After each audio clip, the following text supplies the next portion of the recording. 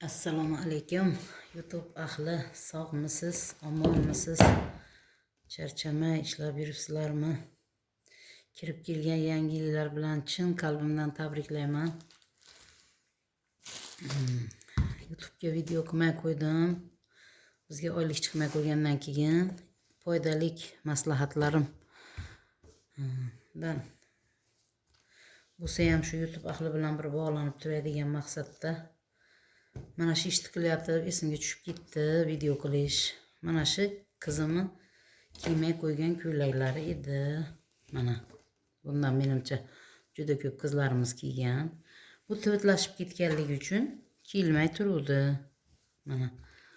Mana bu tomonini ko'rsatsam, orqasini mana tivitlaşib ketgan, kiyilmay turgan ko'ylak edi. Men buni mana bunaqangi mashinka sotib olib keldim Rossiyadan. Mashinka для удаления katышков deyapti. Tivitlaşib ketgan kiyimlarni tozalaydigan apparat bu. Mana bu apparat. Endi mana shu apparatdan olsanglar, sotib olsanglar, bu apparat reklamasi emas, qizlar. Mana bunaqangi zapaskasi bor ichida. Mana buni ochib, mana bu lezvasi. Mabodo birar yildan keyin yo bir 6 oydan keyin ish bermay qo'ysa, kesmay qo'ysa, mana bu zapasi bor ichida. Mana bu zaryadchiga, mana bu ichini tozalaydigan cho'tkasi.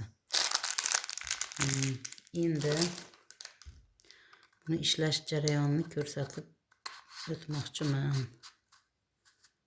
Mana albatta zaryadchi bilan mana bu tozalangan tomoni. Mana bu tozalanmagan tomoni. Mana kiyimni.